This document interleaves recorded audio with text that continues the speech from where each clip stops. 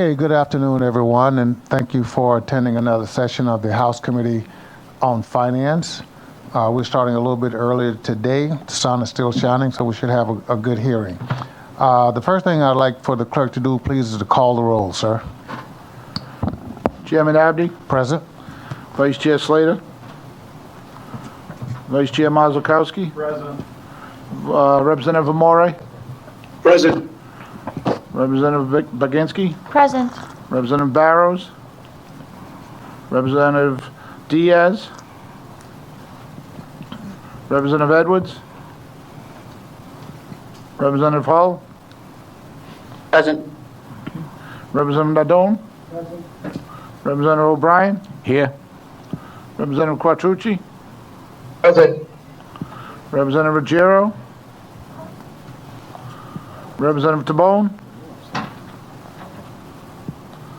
Representative Vella Wilkinson. None of them answered. None of these fucking people answered. We have a quorum. Thank you very much. I appreciate that.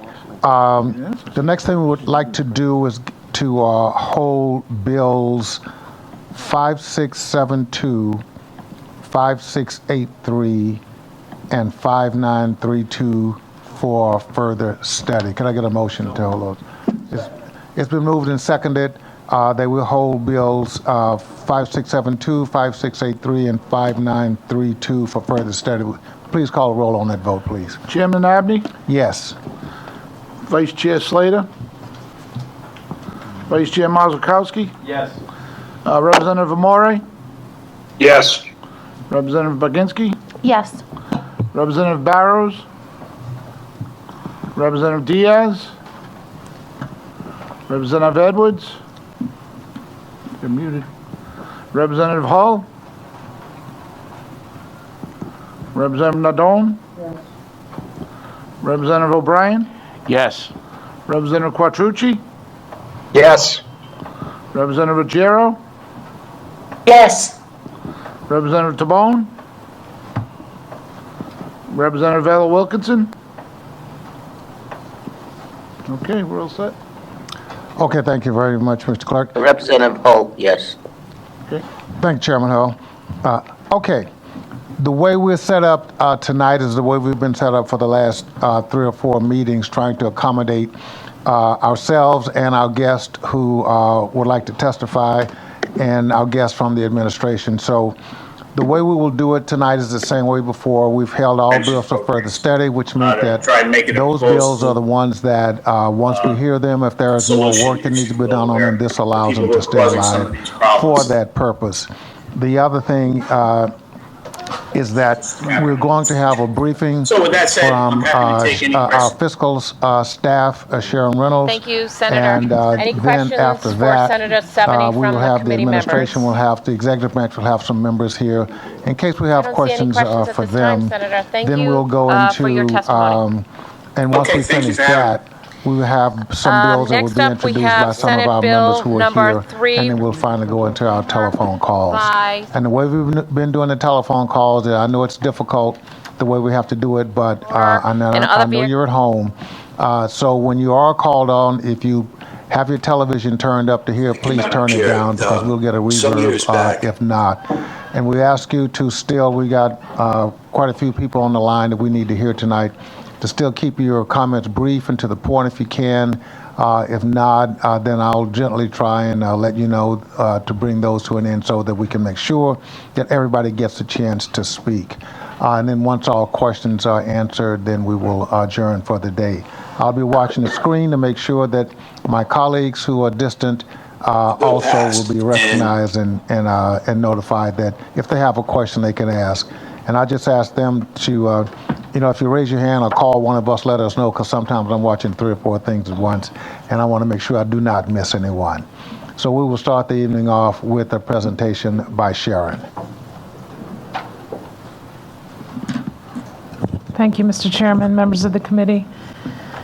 Tonight you have before you all of Article 13, a section of Article 4, and a few bills, as you just heard. Those bills are related to the items tonight, and we'll connect them all at the end, and then you'll hear from the sponsors at some point in the evening as well. So as usual, we'll take you through just an overview with some appropriate background information on some of the proposals in the budget before you, and offer you some information on that before you move on to your questions. We'll start with a component of Article 4, which deals with issuing state debt. As we talked about the other night on the URI projects, there are several projects being proposed in this budget. One is on the child welfare IT system, and this is a project you heard last year as well. As always, as you hear about these projects, you ask the common question: should you finance them? Should you pay as you go for them? And typically, we would mention that Rhode Island capital plans are a good use of pay as you go projects. However, those have been limited to physical assets, capital projects of physical assets. There is an IT fund that was created for technology projects. And then, as always, with any project, you always want to consider whether it's needed, it's ready, and if everything about it is thought through before you signal your approval. So jumping into the explanation, there's the background on the current system. It dates back to 1997. It serves as a central registry for the children and that financial system. The article identifies, in the words of the article, why upgrades are being proposed, and that the old system lacks mobile access and real-time access and configurability to newer systems. It is, given its age, it's difficult to upgrade. A new system would provide advanced analytics and data and allow for quicker responses to change in policy. So those reasons are outlined in the article before you. And because this is something you heard about last year, the department has gone through with some more preliminary work and has finished some demonstrations of new systems by potential vendors. The article authorizes borrowing of $17 million. It would be an overall $28 million project, with 18 of that coming from federal funds. The funds would be spent over fiscal 22 through 24 in different tranches on the depending on the progress. The general revenue costs with debt payments is about $20 million. This assumes 10 years at 2.75% interest, so the annual payment for the system would be $2 million a year for 10 years.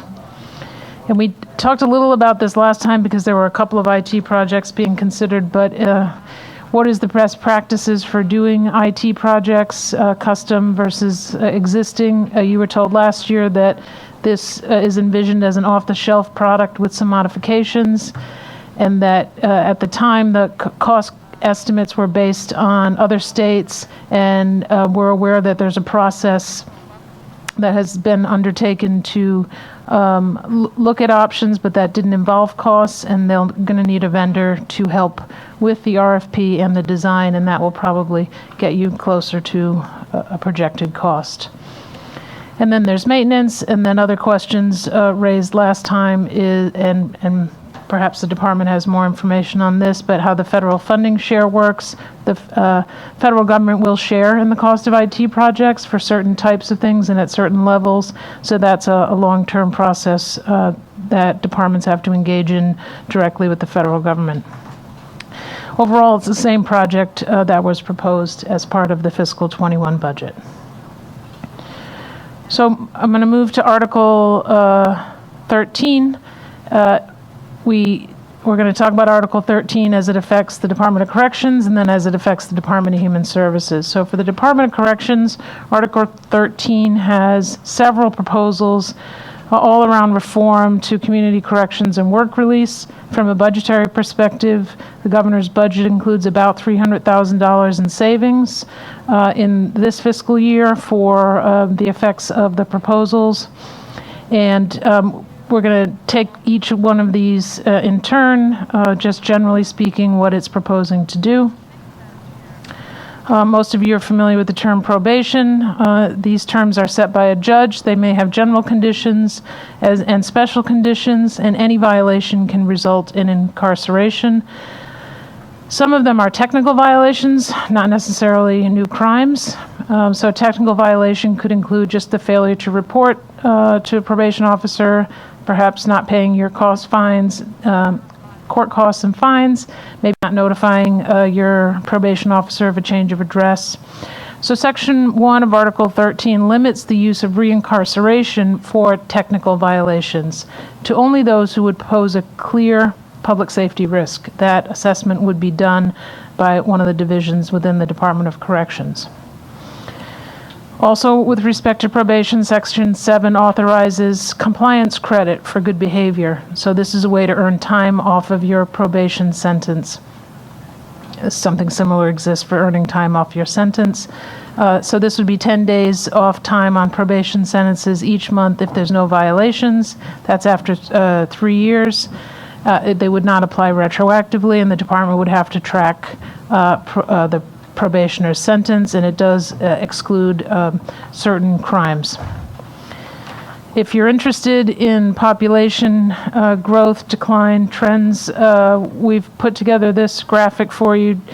You can see that incarceration in the last 15 years peaked in a little over 4,000 inmates, and probation, the yellow line is the incarcerated, and probation is the blue line. They've both declined over the past several years, although you can see that many more people are on probation than incarcerated.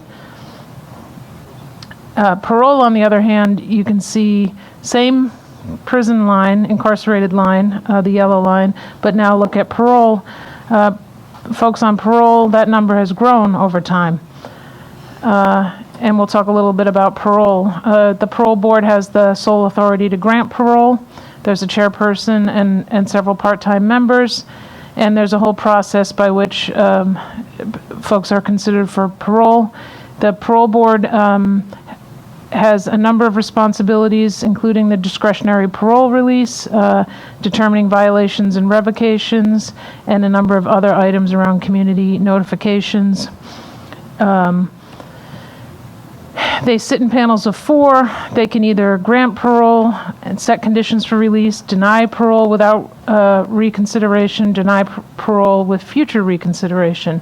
However, they have limited discretion to respond to violations without reincarceration. So what Section 3 does, not unlike the proposal around a probation, is that it would expand discretion to respond to technical violations without requiring a rearrest. So similar types of technical violations, this would allow for folks not to be reincarcerated for those, given that discretion.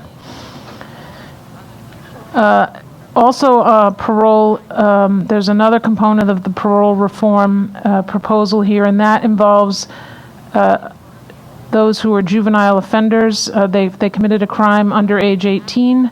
The proposed law here would require the board to develop specific regulations for considering parole for these individuals, including things like their education, court documents, what they've done since they've been in prison. And then a separate section in Article 13 would require a parole review for anyone sentenced for an offense committed under the age of 22.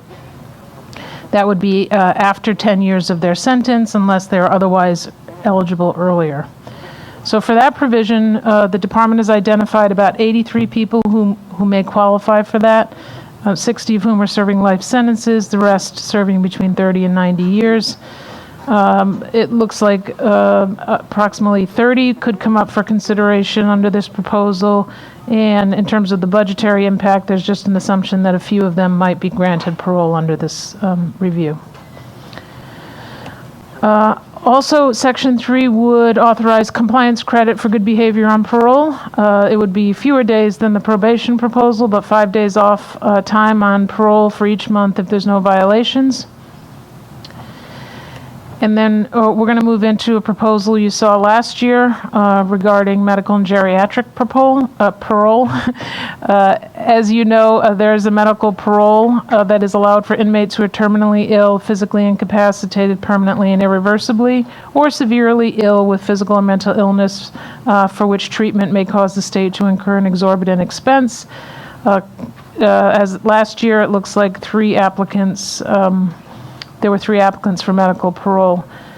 We've got a little list here for you about the process one would have to go through to get that. I won't go through that, but it's there for your reference. But getting to Article 13, it expands the eligibility for release under this medical parole provision.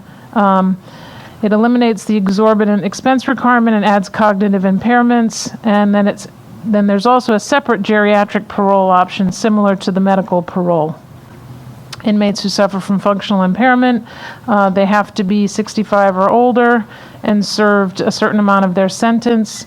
And the idea is basically these there are increased costs associated with older population, typically more than a younger person. We provided this information to you last year. We've added an additional year so you can see the costs associated by age group. There is an expectation that there's probably 6 or so inmates that might qualify under this scenario. Inmates on probation and parole are also generally less costly than those in correctional facilities. So the budget assumes savings of about $150,000 over the medical and geriatric parole proposal. I would caution, as we did last year, that this only shows the savings in Department of Corrections. Should those who are paroled seek services through another state entity, that's not incorporated into anything here. Moving on to home confinement. You're probably familiar with the idea of home confinement. It's a community placement for low-risk offenders, allowing them to live at home. Sometimes it could be a halfway house. The judge could split this in a sentence. A director also has some discretion to grant home confinement to individuals depending on their length of sentence and time served, but not a great deal of discretion, and this was cited as a barrier to releasing more inmates in response to the pandemic. So Article 13, Section 7 changes the current law on when an inmate might become eligible for home confinement. So right now, an inmate is eligible under current law if they're serving a sentence less than 6 months, they have to serve 3/4 of that sentence. The Article 13 would change that to 1/2. For those who have sentence lengths over 6 months, they're eligible if they've served half the sentence within 6 months, and then within a year under Article 13. Moving on to work release. Work release allows for paid employment. This prepares inmates for release with work experience. Department of Corrections finds jobs for inmates, and their earnings are withheld for room and board, court fines, and other items. The revenues and participation has varied over time. The highest we've seen in recent years has been $142,000 for 61 participants. This is also a proposal you saw last year, so we're going to repeat some slides we've given you before, and that is that under current law, 30% of the gross income has to be withheld for room and board, and the article changes that to 30% of the net. And the idea is that increased participation amongst inmates would allow the state to recover that cost even though they keep more of the money. So we've just provided for you some examples by different earnings that an inmate might have and what funds they have remaining. You can see under current law, inmates 1 through 4 would have anywhere between $160 and $63 left. Under Article 13, they would all have a little bit more money left under this scenario. And this is expected to increase the desire to participate, and therefore it would yield a slight increase in revenues to the state. And overall, as I mentioned earlier, all of these items are expected to save about $300,000 in the current year, and out of the Department of Corrections budget, and that is what the governor's budget assumes for these proposals. So I'm going to move on to Article 13 with respect to human services. Again, there are a number of proposals to dealing with the Rhode Island Works and child care expansion programs. And in fiscal '22, these are all federal funds. These initiatives are all funded from federal funds. So there's 5 distinct proposals, and I'm going to take you through each one. Before we get started, just as a reminder, there are 4 major cash assistance programs. Rhode Island Works is funded through the Temporary Assistance to Needy Families Funds. Child care assistance is funded through a combination of that, as well as the Child Care Development Block Grant, Social Services Block Grant, and General Revenues. And then 2 smaller programs, Supplemental Security Income and Bridge programs, are funded from state general revenues. Rhode Island Works provides financial and employment assistance to eligible low-income residents. It is a monthly cash benefit limited to a lifetime benefit of 48 months. Unless exempt for an identified reason, participants must have a work plan that includes training needed to acquire employment. About 35% are child-only cases, which means that the payment is only for the child. The parent does not get a payment, perhaps because they timed off the program or they're not participating in their work plan. Recent history of folks who are covered by this and the total cost. Back in 2016, 11,000 persons were participating per month. Total cost of about $24 million. Within that, there were child-only cases of almost 4,000. Going into fiscal '21, you can see a drop there of the total cost, the number of participants. We heard during the May and November caseload estimates that many folks ended up taking unemployment instead of this. The pandemic unemployment eligibility allowed them to leave Rhode Island Works and go on that. So the numbers are quite a bit lower than even just 2019. In order to determine eligibility for Rhode Island Works, all the income has to be counted first. So it's the family income minus excluded sources. So just to get an idea of what's in and what's out, wages, salaries, anything that looks like a salary is in, and then certain other assistances is not included. So money from a job or unemployment or retirement benefits would be included. What would be excluded are things like SSI or foster care payments or a rental subsidy. So the family income minus those sources, and then there's what they call deductions and disregards, and then all of that gets calculated, and it includes a calculation for the number of dependents. So it's a little bit complicated, but ultimately there's a resulting income deducted from the maximum potential monthly benefit. So there's a maximum you can get, and then this math helps figure out what you're going to get under this. So 2 examples for a family of 3. If the family had no income, the benefit would be $554. If the family had income, some of it was disregarded, the payment through Rhode Island Works would be $184 in this scenario. Added to, and looking at their own income, you can see that the family income is still $1,100. When a parent experiences a change in income, there are rules and how that works. We've included this flow chart. Again, this is a proposal you saw last year, so I won't go through each detail, but there is a process to go through. If a family member gets a job and the income is increased, what has to happen in order to report that increased income? So why does this matter? Well, the article would exempt income earned from employment while on a work plan. So if someone was able to start earning more money when they're on Rhode Island Works, there would be an exemption for some of the money for a short period of time. That would be 6 months. The income would be exempt from the family's monthly benefit calculation until the total income exceeds 185% of federal poverty, or the lifetime limit is reached. As I mentioned earlier, the lifetime limit is 48 months, whichever happens first.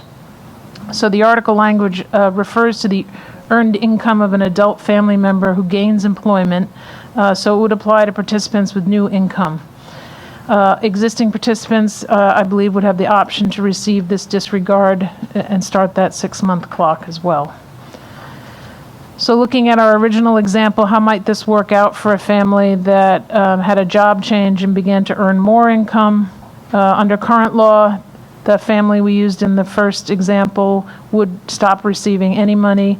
And in the Article 13 example, that family would still receive some money for 6 months. The governor's budget assumes about $175,000 cost for this change for a half a year, so it annualizes to about $300,000, and it's estimated to impact about 73 families. As you may recall from prior budget discussions, the TANF block grant supports other state programs, not just Rhode Island Works, subsidized childcare, other department expenses. Eventually, when that money runs out, you have to backfill with general revenues when you have these programs set up, if the block grant money is not sufficient. Another change proposed for Rhode Island Works has to do with dependent children. Currently, dependent children are household members under age 18. 18 and graduating high school before they turn 19. Those are the two qualifications. The article expands it to all in school under age 19, regardless of the graduation date. The budget includes $40,000, assuming this is going to keep about 10 individuals more than usual on the caseload. And then the next Rhode Island Works related item deals with the clothing allowance. The general laws call for a clothing allowance for all school-aged children on Rhode Island Works. It was recently increased from $30 to $100 in fiscal 21. That is a regulatory function. What the article does is expands it to all children, including birth to age 3, and then it also codifies that the payment shall be at least $100. Budget includes an impact of $116,000, estimating that it will affect about 1,200 children. The next major component to the Article 13 has to do with subsidized childcare. The state provides subsidized childcare to Rhode Island Works recipients and also low-income families at or below 180% of the poverty level. Within that, enrollment in college is not a separate qualifying condition, but those who have approved career training do get subsidized childcare if they're participating in Rhode Island Works. Section 5 of Article 13 expands the eligibility to families enrolled at Rhode Island public higher education institutions. It is done as a pilot where it's effective for just next year, limited to $200,000. The families would still have to meet the 180% income threshold, 180% of poverty income threshold. This is somewhat similar to the prior year proposals last few years. You've seen versions of this. In those prior proposals, this had been limited to full-time enrollment or full-time students. That doesn't appear to be a requirement in the current proposal. And then moving on to the rates paid for subsidized childcare. Those are contained in statute. Back in 2018, the Assembly authorized tiered rates. That's payments to childcare centers for certain age groups based on the state's quality rating system. This tiered rate system was also extended to family-based providers in 2019 for just infants and toddlers. The maximum weekly rates are set in statute, and some families do have a co-payment required of them when they receive these services. Those families are between 100% and 225% of the federal poverty level. Families receiving Rhode Island Works on behalf of a child would also have a copay. Families that don't have a copay include Rhode Island Works participants themselves, homeless families, or families with income below 100% of the federal poverty level. These copays and the percent they are listed here. Child care rates, Section 6 increases the rates paid for infants, toddlers, and preschool-age children in centers. One-star provider payments are increased to 25th percentile of the market rate survey that was conducted in 2018. Five-star provider payments are increased to the 75th percentile of that same survey. A new market rate survey is happening in 2021. So just to put some dollars and percents to that, you can see the current law weekly rate for a one-star provider for infants and toddlers would go from about $200 to about $222. At the 5-star rate, there's no change because that is the current allocation. So the weekly rates increase up to about 12%. For preschool-age children, these rates increase anywhere between 13 and 20%. For school-age children, it's a flat weekly rate, and that would go up 1.5%. And just a reminder, center-based and family-based are different. Payments to family-based providers would be based on their union contract. The 2019 Assembly action reflected the most recent contract that is currently being renegotiated. As far as the fiscal impact, the governor's budget includes $6 million from federal funds to cover all of these rate increases. There is a piece that's missing from this. It doesn't account for the expenses that are incurred at the Department of Children, Youth, and Families for families who access subsidized child care through this program for children in state care. If you add that in, the need is estimated at $6.6 million. As we talked about last year, the federal government back in 2018 said that states needed to have their rates at the 75th percentile of the most recent market survey. Working with the feds, the state reached an interim agreement to make sure they were at least the 25th percentile as a temporary compliance measure. And the rates that were imposed during the pandemic met that standard. Market rate surveys, as I mentioned, are updated, and in this case, they're updated every 3 years. If the state were to be issued a penalty for not meeting this requirement, it would amount to 4% of the child care block grant, currently about $500,000. This is a good time to mention that also on your agenda this evening are 3 bills that deal with the subjects of child care in Rhode Island Works. We've listed them here just for your information. Some of them include the same provisions as in the budget article, and some are more expansive. And that concludes our overview of the articles before you. I'm happy to try and answer any questions.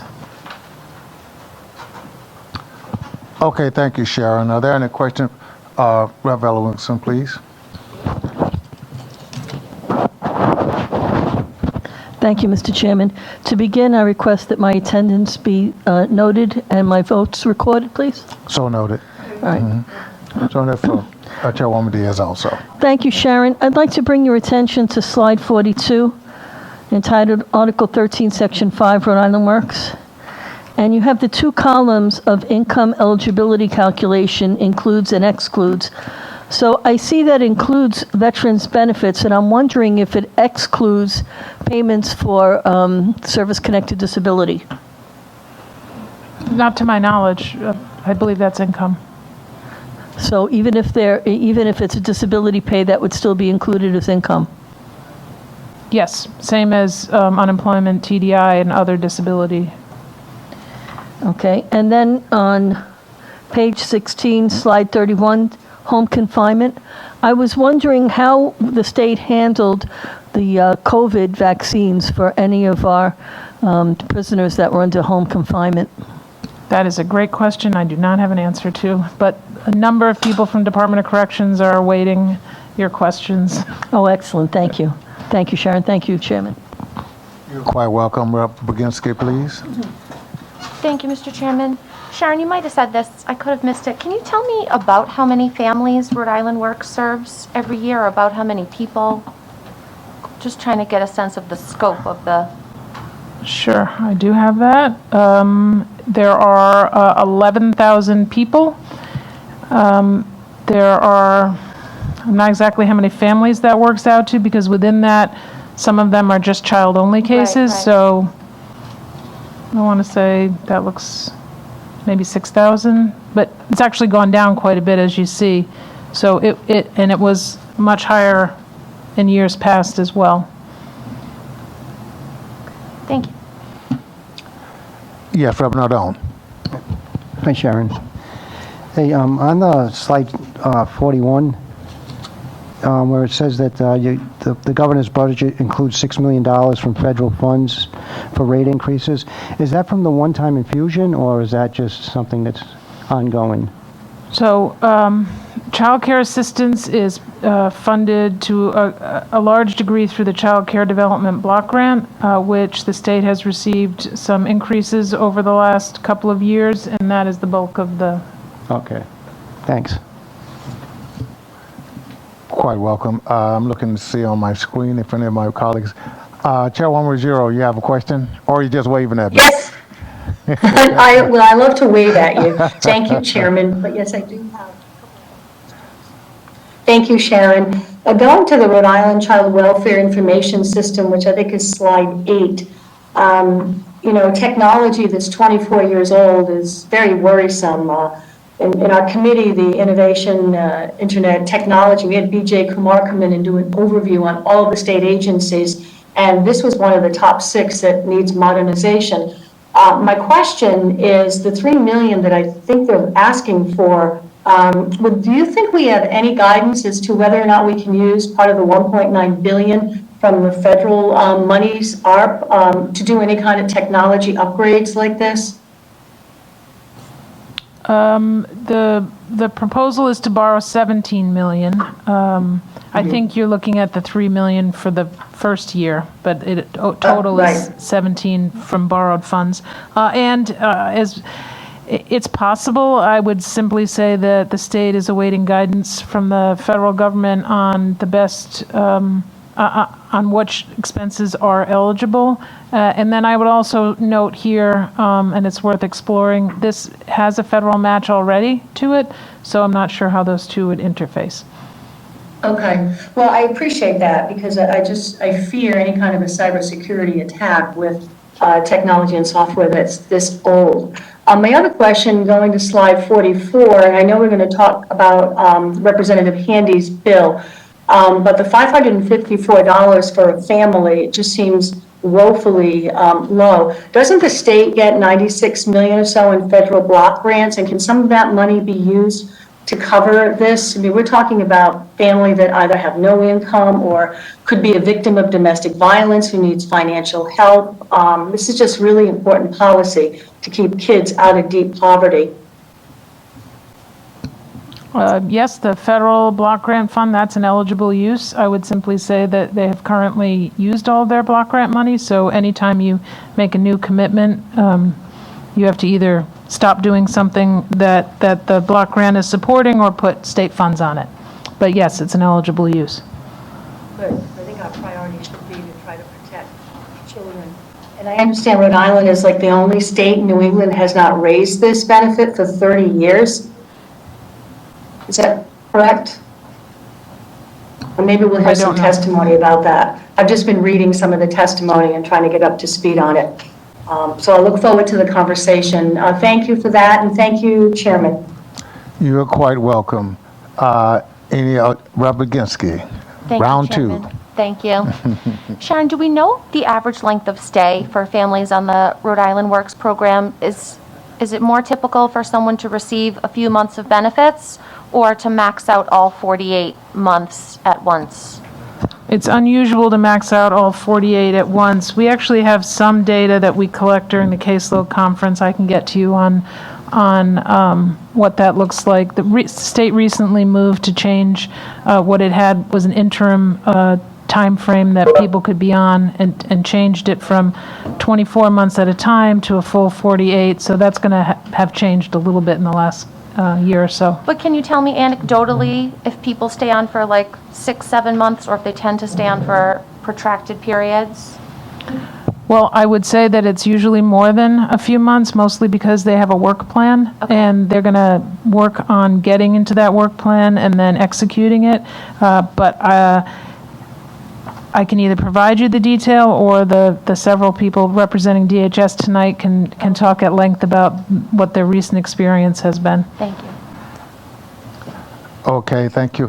I've got a question or two, and it's on slide 10, page 5, and it's talking about the IT projects that we talked about a lot last year and last times. And the two dots at the bottom, one says the initial cost based on other states' comparison. And my intent always goes up when Rhode Island is compared to other states. I'm not sure I know what that means, except that, we're the smallest state in one sense. So is that population? Is that the population of the people we're talking about? Do you have any other insights on what this comparison means? Because if we're going to expend money, we need to be comparing apples and apples or extrapolate to do so. Yeah, my recollection from last year is that they looked at states that had recently done something like this, and oftentimes, small or large, a system is a system. So I think, again, I don't recall the couple of states they cited last year, but there were some specifically cited as examples of what might be similar to ours. Okay, I'll ask that question. And then the second, the very last dot on that, it says the process will require vendor to help with RFP and design. Again, I'm not sure what that means. I mean, the vendor will help prepare an RFP. So I think, the state wants to make sure that it's asking for the right product when it puts out a request for proposals.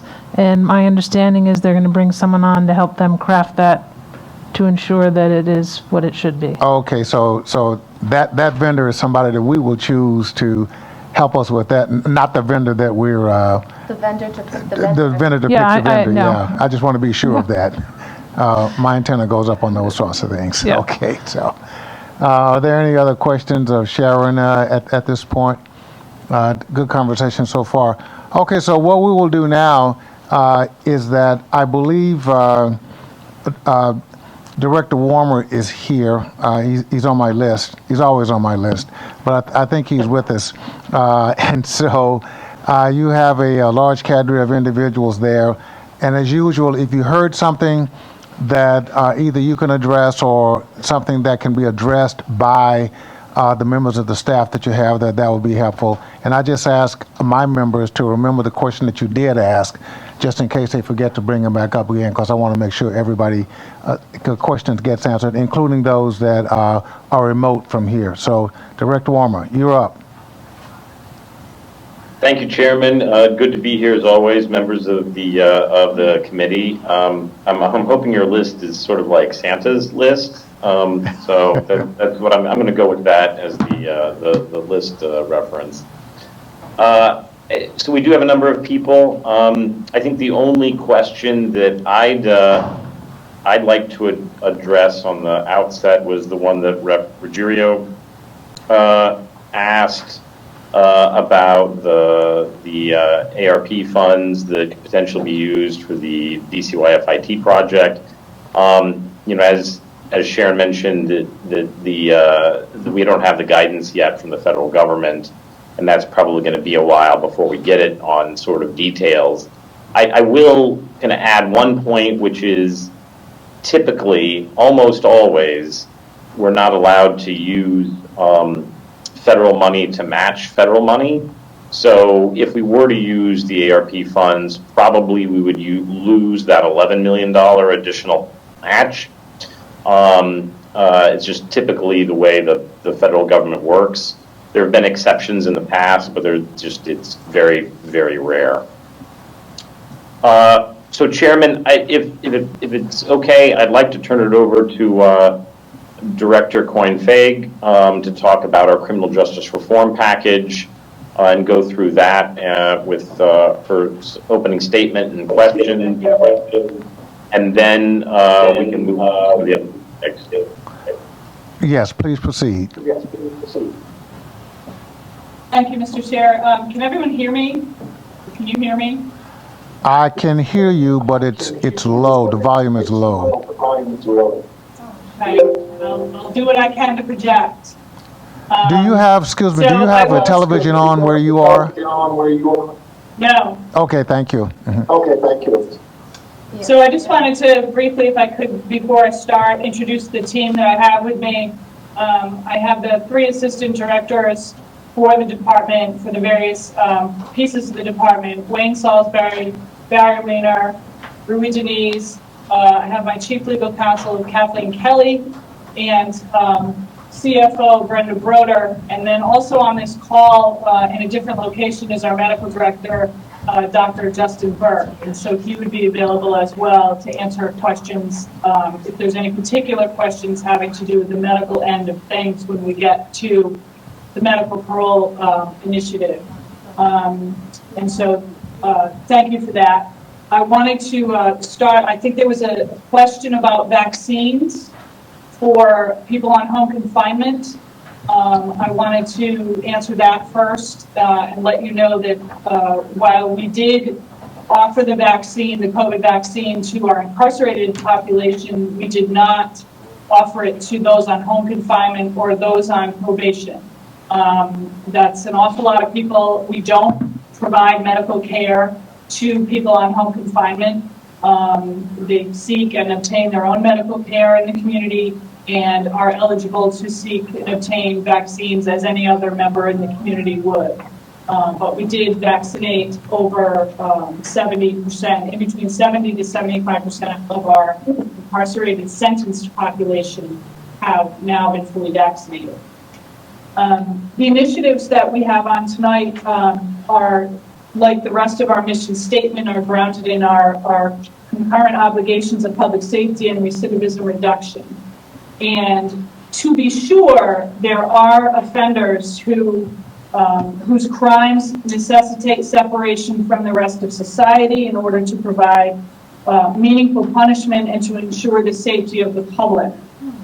There are others whose offenses or circumstances make incarceration not only, frankly, unnecessary, but also counterproductive to rehabilitative efforts. And these are the types of individuals and cases that are the subject of the initiatives in tonight's hearing. What I thought I would do is just go through each of them briefly, and I'm happy to take any questions that you might have. Please proceed. Thank you. Section 1 of Article 13 talks about bail for technical probation violators.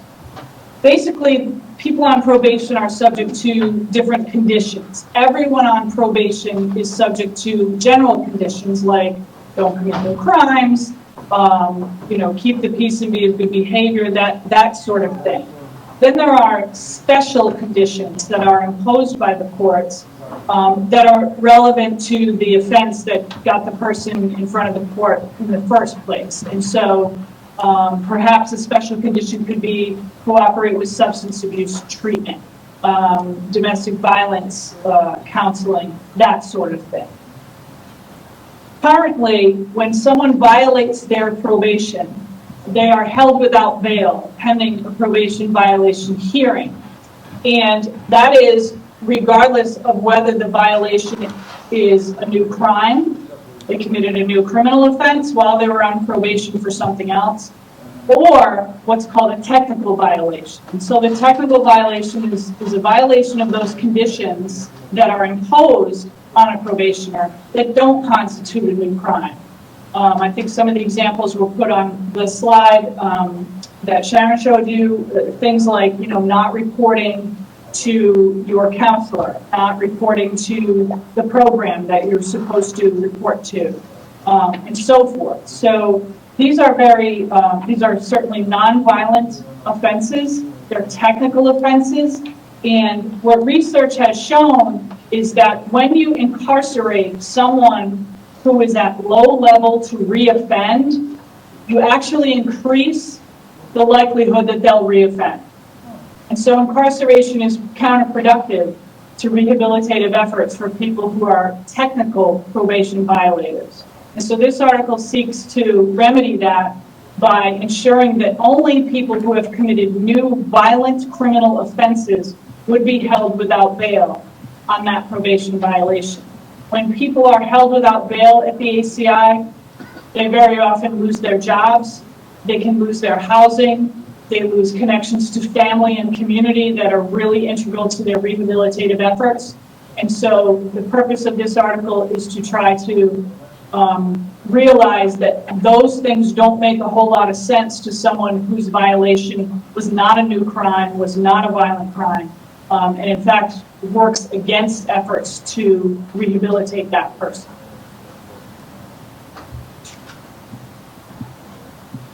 If there are no questions on that, I'll move right along. Any questions of the committee? Any questions of the committee? Nope, you can finish your testimony, and then at the end we can wrap up with the testimony, with the questions.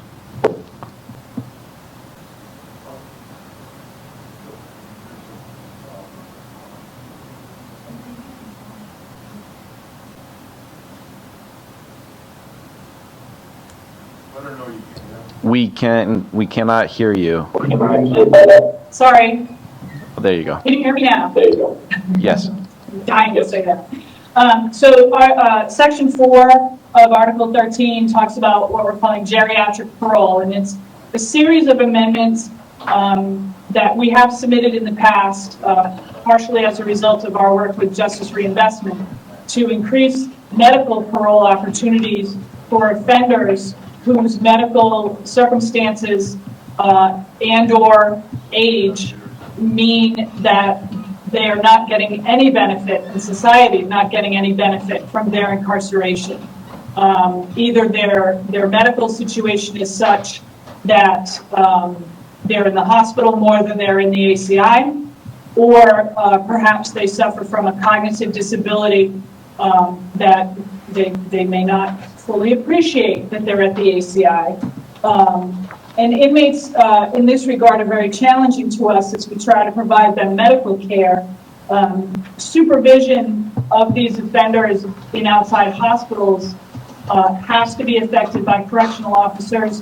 They're still in our custody legally, and so 24/7 supervision by correctional officers at outside hospitals for these individuals is extraordinarily expensive. And they do present challenges to us in terms of provision of medical care, particularly since this is generally a group of people that didn't take very good care of themselves in the first place. And so as our population ages and their medical conditions become more challenging, we feel that providing Rhode Island with the ability to effect what's sometimes called compassionate release or geriatric parole, as other states have done, is an important tool in managing our population and ensuring that people can get the medical care that they need, that we struggle to provide in a prison setting. The next portion is Section 7, and that has to do with home confinement, also called community confinement. There are basically three methods for an offender to be on home confinement. One is they can be placed on home confinement by the court as a condition of bail while they await trial. Two is they can be sentenced to a term to serve on home confinement in lieu of serving that prison term inside the ACI. And the third is that they can be classified to home confinement by the Director of Corrections. It's a provision that has, to my knowledge, never been used in Rhode Island. And the time that I've spent as director so far has revealed to me part of the reason why. And that's because the eligibility in terms of how much time someone has to serve on their sentence before I can even consider classifying them to home confinement is incredibly short. Frankly, by the time someone is eligible, they've already got one foot out the door. And so this portion of the budget article seeks to open that up a little, provide a little more room for people to be eligible before they can be considered to be classified to home confinement. Certainly, it's an important reintegration tool. People are going home anyway. At the end of their sentence, they're going back to their communities anyway. And this would be a good tool to get that initiative started, to get people to start to reintegrate into their communities that they're going to reenter when they finish the prison portion of their sentence.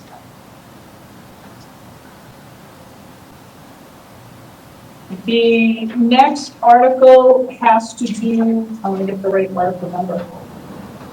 I actually think it's the same article, the same section number.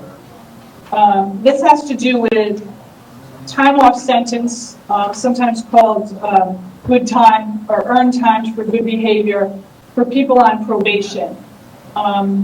As you may recall from discussions around justice reinvestment, Rhode Island has some of the longest probationary terms in the country.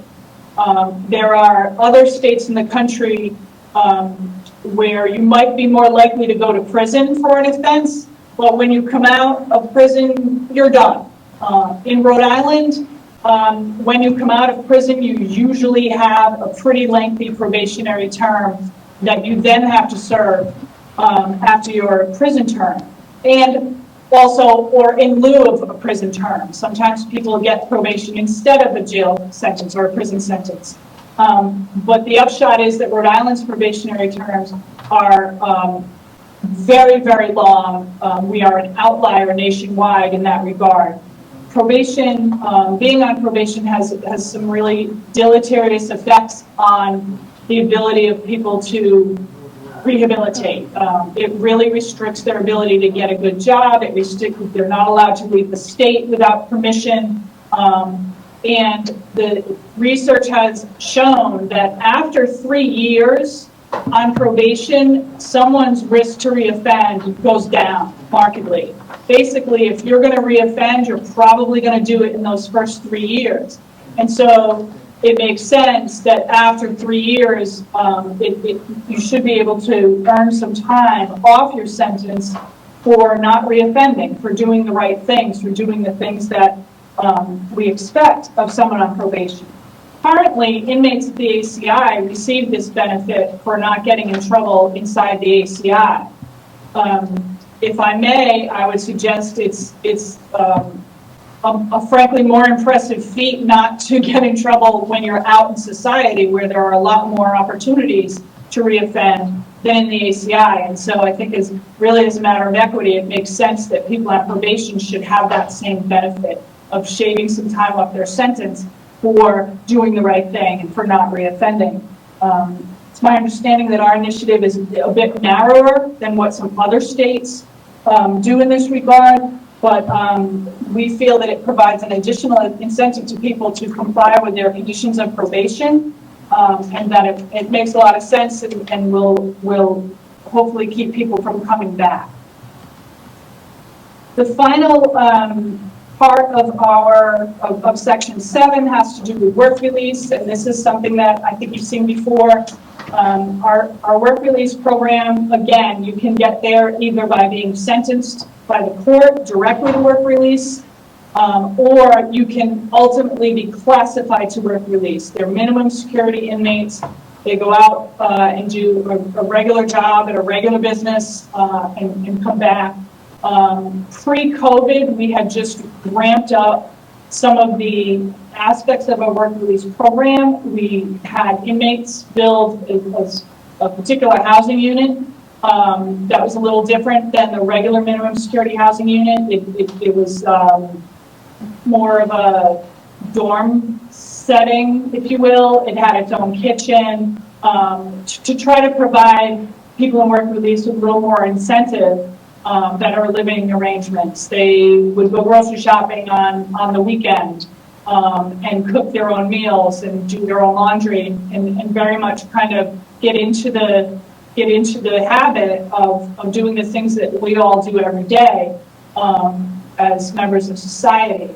Our numbers in work release have gone down, as has our population at minimum. And while that's generally tied to sentencing, that people's sentences more recently don't lend themselves to classification to minimum or work release, we have found that we want to make changes to our work release program, with some of the things I already described, in order to make it a little more palatable. And this initiative is one of those things that we would like to do. It's not a ton of money, but it's a little more money for the inmate who is trying to pay fines, trying to pay restitution, trying to support a family, and really just, we believe it will help attract more inmates into the program, which is extremely valuable.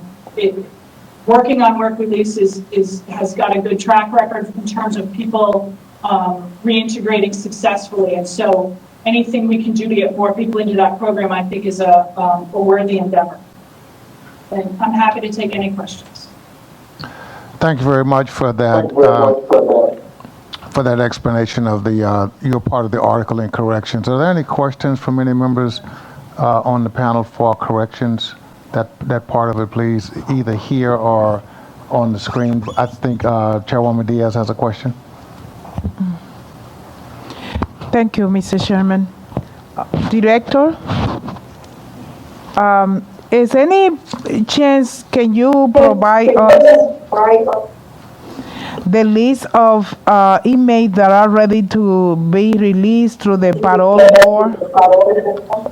As the presentation today from Sharon indicate that you have some inmates that are planning to be released from good behavior, medical reason, geriatric parole, and other reason. Is any possibility to send me the list of those and how the release of those inmates will impact with your budget?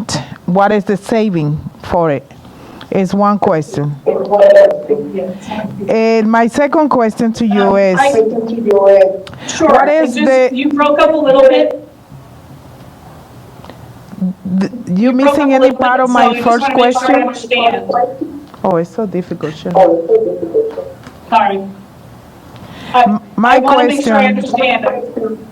my question again is, please provide me the list of the inmates who will be released based on good behavior, medical reason, and geriatric medical reason why. So I can provide an estimate of how many people we think will be released on or could be eligible for release on geriatric parole. I will tell you it's not a big number. It's a relatively small number. I want to say right now it's maybe 8 inmates who would be eligible.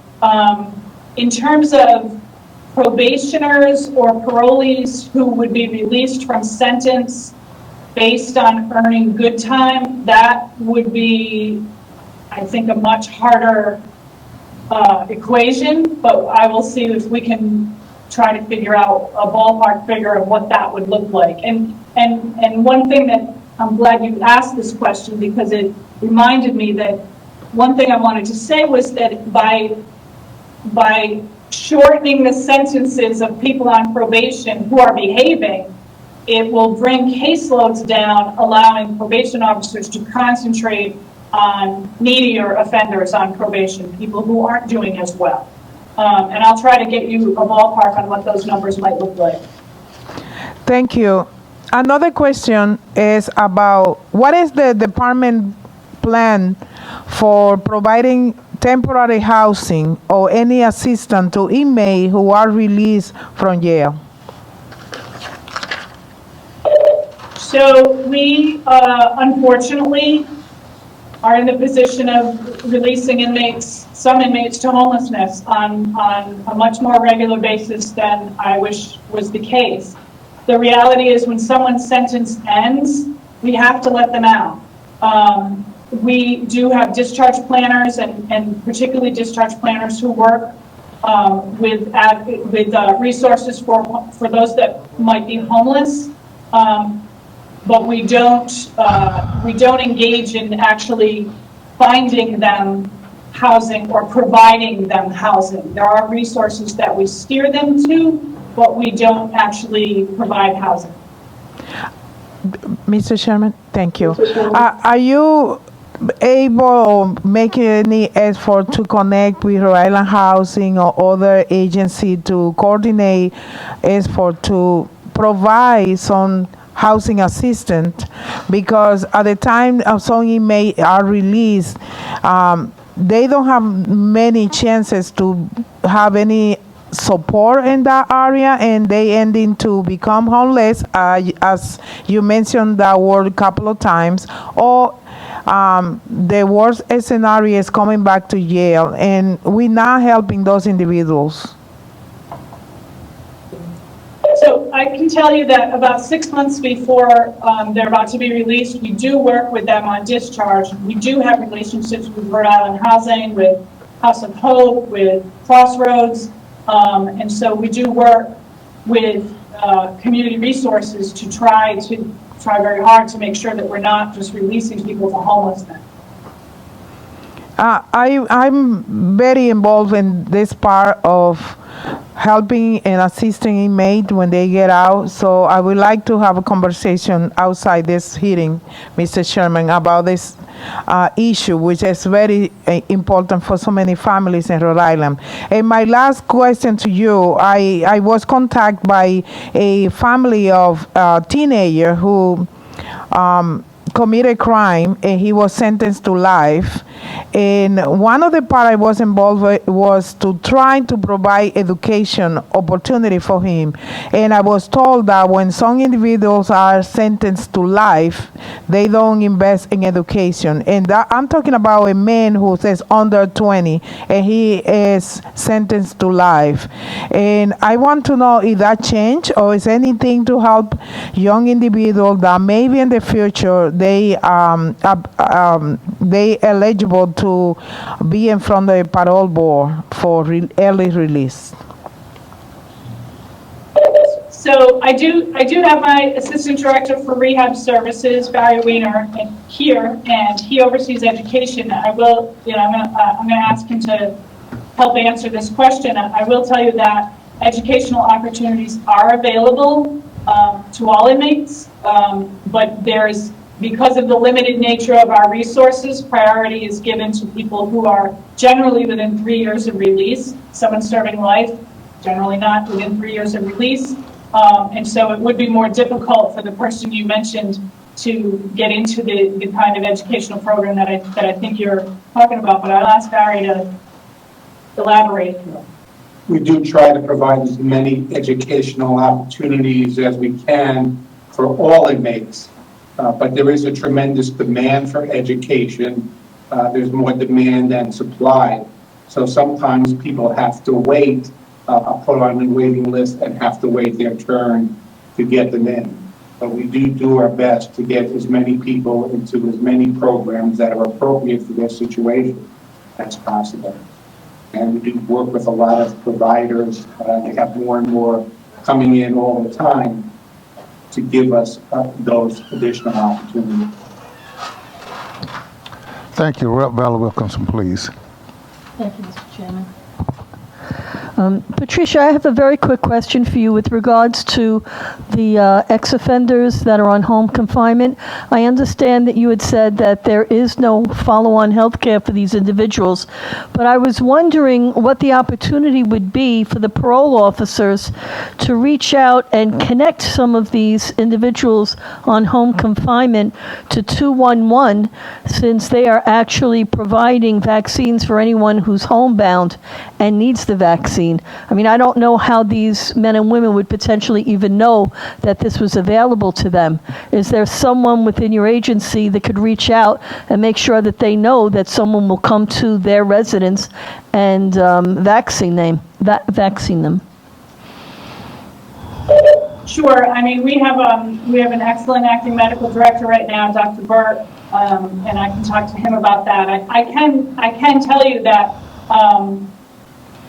if they're eligible to be vaccinated, so they would have to fall in, and my understanding is as of next week, everyone's going to be eligible. So they are able to leave their homes, even though they're on home confinement, to seek medical care. So if they have made an appointment for a vaccine, they can leave their home to go get that vaccine. But if there's opportunities or people that are homebound, in addition to being on home confinement, I can certainly ask Dr. Burt to explore that, and I see he just turned his video on. I don't know if he wants to weigh in.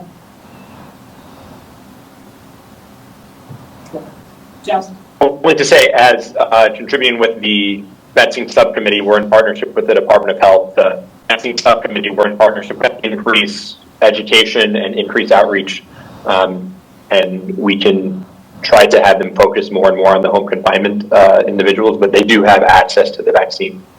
Excellent. Thank you very much. Thank you, Chairman. You're quite welcome. Any other questions for Department of Correction? Okay, thank you very much. Jonathan, you have another crew up for us next? Absolutely, Mr. Chairman, and I guess just right before we leave the criminal justice reform, we did also produce a handy one-pager for the committee that I think you have. So I just wanted to point out that exists. It sort of references the as a summary for what we're proposing today, and I think it's also posted to the website. Next, if it's okay, I'd like to turn it over to Director Hawkins to talk about the DHS proposals contained in Article 13. Please proceed.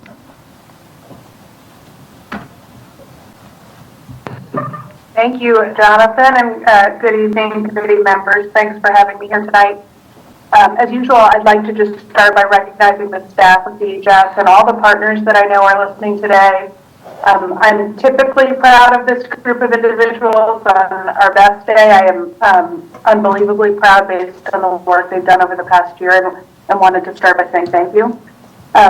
As you all know, who know me, you know that ensuring that DHS is providing comprehensive supports to families that we serve is my top priority, and the proposed changes in Article 13 help us take steps closer to being able to do that. I'm going to just provide a brief overview from my perspective about why these policy changes are important. As usual, Sharon did an excellent job of taking you through them, and I will try to be mindful of time. As Sharon mentioned, the Rhode Island Works program serves our most vulnerable families in Rhode Island and was created in 2008. To answer the question about the number of households served, right now it's about 2,500 families annually, and about a third of the cases are child-only cases. Though recipients may be eligible with limited income, our data shows that about 2% of households have earned income. On average, that income is less than $7,700 a year. So the Earned Income Disregard proposed in Article 13 and in House Bill 5683 is a transitional support that is widely seen as a best practice to ensure that families are successful in their transition to employment and that they don't quickly lose employment and need cash assistance again. As Sharon noted, it's only for the first 6 months of employment and could be fully federally funded with a very, very small portion of the TANF block grant. The implementation of this policy would take us one step closer in strengthening this program, and ultimately is the intention of the TANF block grant to ensure that our most vulnerable families receive the support they need. As was noted also in Article 13, we are building on the change that we made to increase the clothing allowance to $100 per child to add children ages 0 to 3. We're not in person this year, so I don't get to bring props, but I'm sure everyone on the committee agrees that even children age birth to 3 also need clothing. I want to say $100 isn't enough, and I know it, but it will at least give these families something for these children who are currently not receiving any clothing allowance.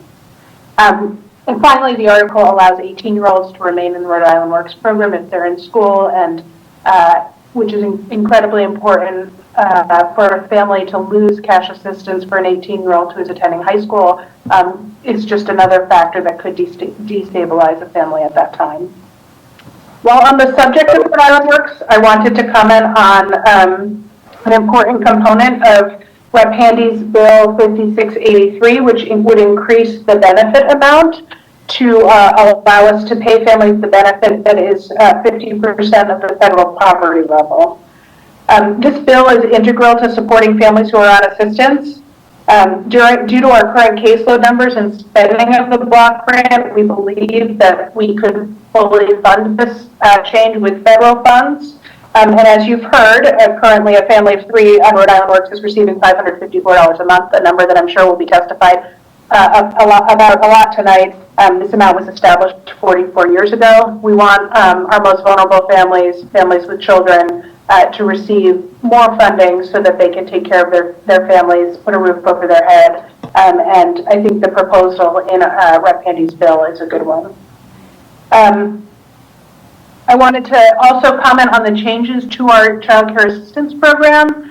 I wanted to acknowledge Rep. Diaz on this committee for her leadership in childcare. She has been a mentor to me in this work as I've led the department and is consistently bringing high quality proposals to the legislature for consideration on how we can strengthen this program. COVID-19 and the stimulus have introduced a unique opportunity for our state to design and implement long-term solution-focused investments for our subsidized child care program. In 2018, the General Assembly passed legislation to implement a tiered reimbursement structure for our child care assistance program. The tiered structure for reimbursement honors and incentivizes programs that invest in quality improvement activities to support a provider's ability to educate and care for children appropriately during their critical brain development years.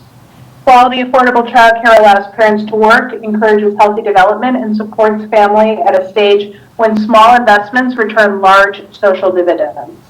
Since the inception of tiered reimbursement, we've seen the percentage of children in child care enrolled in high-quality care increase from 8 to 20%. We believe this can be largely attributed to tiered reimbursement rates, along with our increased focus on expanding the amount of quality improvement activities available to child care facilities. Despite these results, our base rates still remain far below the federal standard to ensure equal access to quality care. And I think this year, above all, we've seen that child care providers are essential to our state economy and to our reopening. I believe every parent deserves the peace of mind that comes from knowing that their child is safe and well cared for. And we know that we need parents, especially our essential workers, to be able to work. I would suggest that Rhode Island must value child care as a critical component of our state's infrastructure to rebuild Rhode Island's economy. By doing so, investments in child care base rates to achieve equal access and in improving the purchasing power of families that use a child care subsidy must be prioritized. Our newly proposed base rates for all age categories will be adjusted to the 25th percentile of the market rate while preserving the top tier rates of the 75th percentile.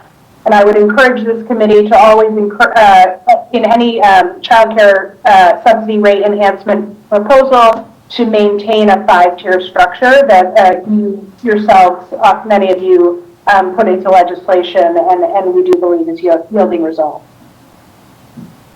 Additionally, Article 13 proposes increased access for families enrolled in full-time and higher education. I think I've probably been before you on this topic 3 or 4 times now. So you could include it so I go away maybe. But in any case, I believe firmly that parents should not have to choose between low-wage work and their commitment to higher education. We're one of only a handful of states that does this, and I would suggest that now more than ever, we need to encourage families to be able to attend higher ed and rely on high-quality childcare while they do that. The budget proposes a modest pilot so we can learn about the implementation of this policy and then contemplate it for future expansion in the future. I wanted to also comment specifically on Rep. Diaz's Child Care is Essential bill, which makes a number of additional enhancements to the child care program, which you'll hear about tonight. All of them are widely held as best practices in this field, and should the General Assembly see it fit to allocate the funding associated with them, DHS is committed to ensuring that they are implemented appropriately. I want to thank you on behalf of all the families that these policy changes would benefit and ask you for your support as we finalize this budget and move forward. So thank you again. And I wanted to comment on Rep. Bill Wilkinson's question. Finally, it is true that the income associated with veterans with disability is part of the Rhode Island Works benefit calculation. That is set by statute. There's a very limited amount of income at this point that is allowed to be excluded as part of that statute. And on the question about how long people are typically on cash assistance, about 40% are on less than 2 years, and the rest are somewhere between the 2 and 4 years. A small number of families are allowed to stay on past 48 months based on a hardship policy that the department manages. With that, I am here to answer your questions. Thank you very much, Director. Rep. Wilkinson.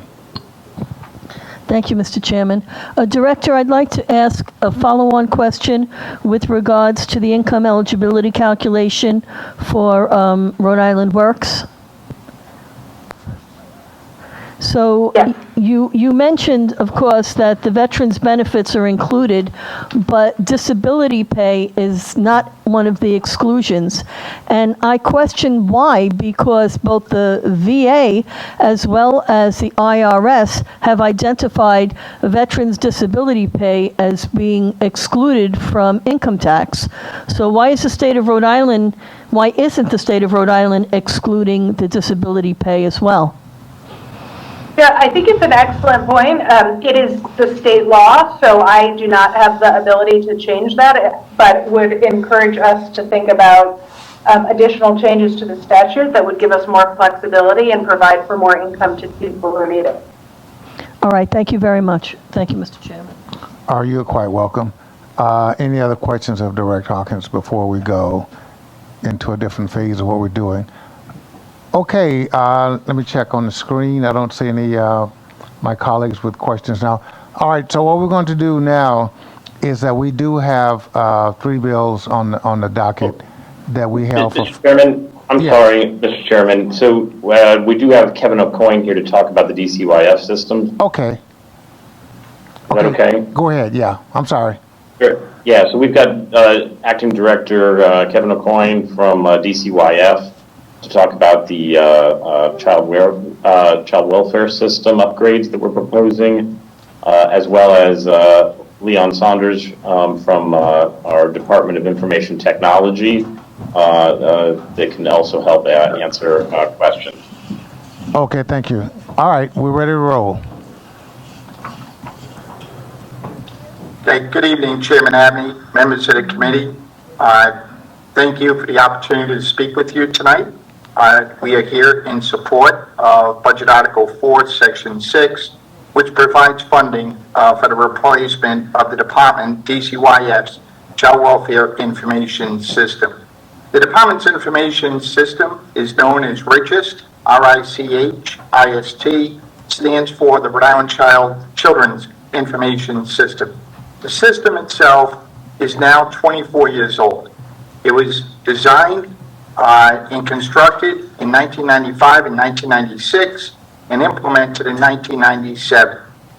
The information system relies on outdated technology. The system is highly customized, has been highly customized over the years, and it's increasingly difficult to maintain. The information system does not currently effectively meet the needs of our mobile workforce. The federal government issued new regulations in 2016 that allowed and encouraged states to submit new designs and implement a new child welfare information system. 45 states, including the state of Rhode Island, announced their intention to implement a new information system. 23 states have committed to begin and initiate the transition to construct a new information system. And to date, 3 states have partially operationalized this new information system. Rhode Island's information system continues to fall behind the curve with respect to supporting best practice. DCYF needs an information system that can provide the agency with timely data to drive good decision-making, and a system that reduces paperwork and promotes efficiencies within our current child welfare system. A new child welfare system will promote efficiency for our frontline staff. The new information will allow staff to complete service and safety plans in the presence of our clients in the field. This will ensure for the creation of service plans and safety plans in a timely manner. It also will provide for the entry of real-time notes of interactions with children and parents. The entry of real-time data will improve the department's data analytics by removing the time lag that currently exists when information is collected in the field and then subsequently entered into the system. This will significantly enhance the department's ability to provide accurate and timely data to evaluate performance and outcomes for DCYF child welfare and juvenile justice staff. A new information system will also allow for the exchange of real-time information across divisions and eliminate gaps in information throughout the life of a case. Most importantly, the increased efficiency will improve outcomes for Rhode Island's children, youth, and families. As our caseworkers create service and safety plans in the field with clients, this will promote authentic family engagement and increase the likelihood that service plans meet specific needs of the family and are completed in a timely manner. The new information system will also promote improved data migration and information sharing between DCYF and other sister state agencies, as well as with community providers. The improved data migration will provide seamless coordination of care for children and families. These changes will support timely and improved permanency outcome for children and the families that we serve. A new information system is also imperative to support the efforts to establish a mobile workforce. Both before and during the pandemic, the state's IT department has distributed over 500 laptops to DCYF staff to support mobile operations. As you're well aware, this was critical to the department's ability to continue to meet the needs of its clients during the pandemic. Of those 500 laptops, over 375 of those laptops were distributed to frontline staff, both social workers and investigators. The state, as it moved forward with plans to replace the information system, has issued a request for information for the implementation of the new SACWIS system. That happened in the spring of 2020. The department received 24 responses to the RFI, and of the 24, the department selected 12 vendors to come in and provide demonstrations. The demonstrations took place between January, February, and March of this year. The demonstrations provided us with an opportunity to see the potential what a new child welfare information system can provide. We received positive feedback from both staff and stakeholders who were invited to participate in the demonstrations. Finally, a modern information system will help us meet our federal mandates by improving the accuracy and timeliness of data needed to properly evaluate program performance and outcomes as mandated by the federal government, as well as enable the state to meet federal reporting requirements and track and audit use of state and federal funds more effectively and efficiently. As Sharon indicated, the governor's budget recommends $28 million all funds to replace the information system with the new comprehensive child welfare information system. The recommendation assumes that 40% of the finance will be available from federal resources, and 60% of that financing would be requested from new authorization of a certificate of participation. This investment, although it's certainly an impact on the state budget, will have no impact on the department's operating budget, as the funds would be coming from capital budget and federal funding. A couple of the questions that came up in terms of the sequence. One question was, what was the basis? Chairman, you asked what was the basis for the projection of $28 million spending. Our IT department, before we put the last year's budget article in, did reach out to states that were going through the implementation of a new comprehensive child welfare information system. One of the states that we relied on is the state of Maine. While Maine is certainly larger geographically than Rhode Island, Maine's current caseload in terms of the number of children in out-of-home care were very comparable to Rhode Island. During federal fiscal year 2019, Maine's out-of-home children in out-of-home care was approximately 2,070 children. During that same period, Rhode Island's out-of-home children out-of-home care was approximately 2,050 children. So it gave us a pretty solid comparable baseline to be able to project what a new information system would mean and cost a state with a very similar caseload here in Rhode Island. The second question had to do with the planning process. As I mentioned, we already submitted and already started the planning process with the request for information, and we did the demonstrations with the 12 vendors. As we were going through that process, our IT unit and the Department of Administration have already prepared an RFP that will go out, if and when this is approved, we'll go out requesting proposals to bring in a vendor who will assist the state with the planning phase of this project.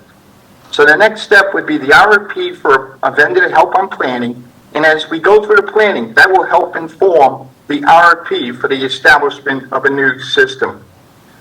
I look forward to continue our work together to best meet the needs for the state's children, youth, and families. Thank you for your time, and I'm happy to answer any questions the committee may have. Thank you.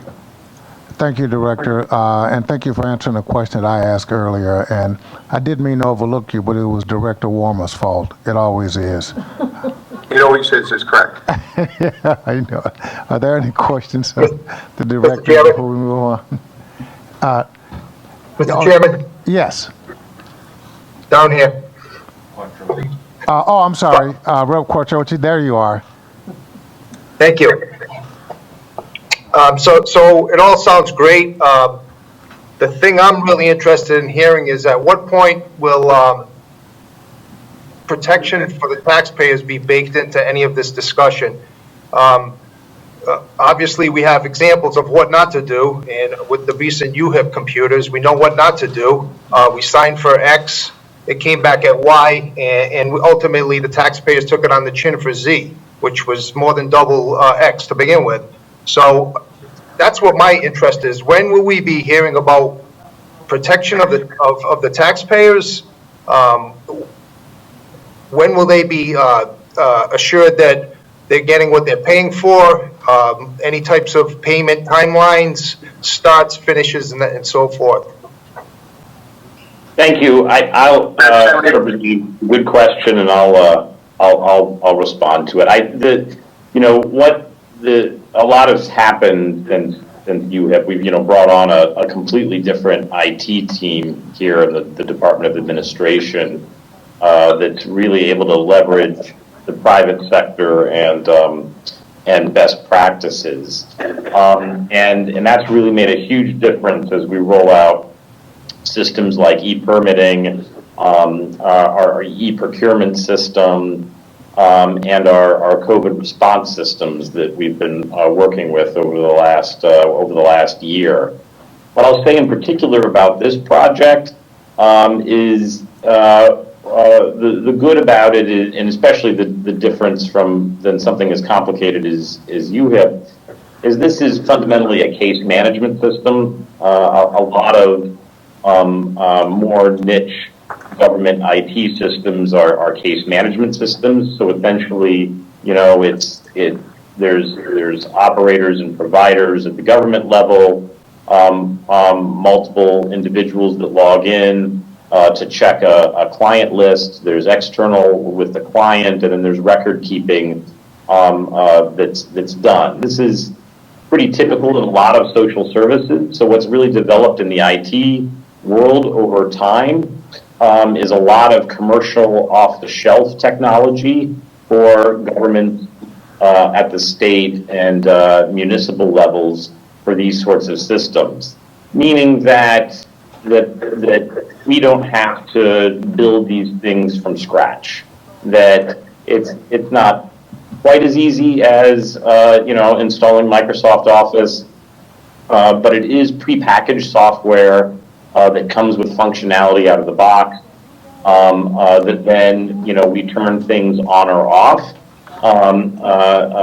based on the rules and regulations in Rhode Island and the federal rules and regulations. So it's a space that's far better known, and we'll be happy to get you some of the project plans and project oversight for the critical project that can show you the safety pieces we've built in. Great. I look forward to that. Actually, I'm not a computer guy in any ways, but stupid question maybe.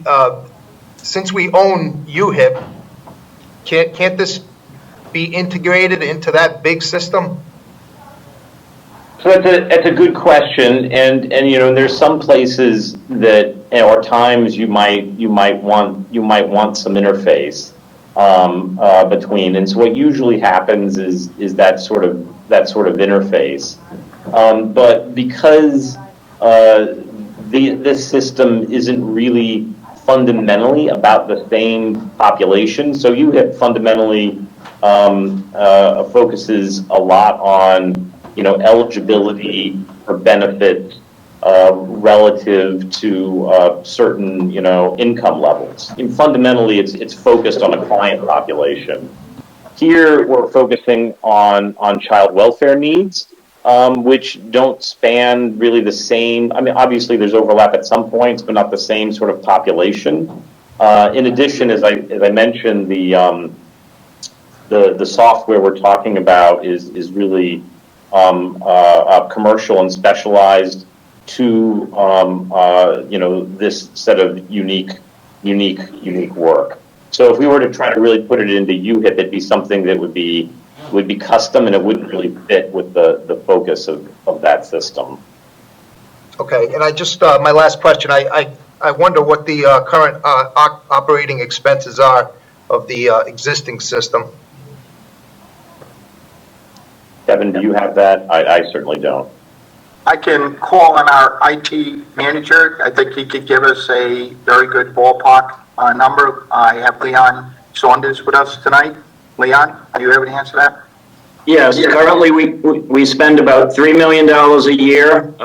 2.1 million is on contractors who maintain the system, and the remainder is for state staff. Not including any customizations? That would include customizations, yes. Okay. Appreciate that. Thank you. Thank you, Leon. Thank you, Chairman. You're quite welcome. Great question. Vice Chair Mazurkowski.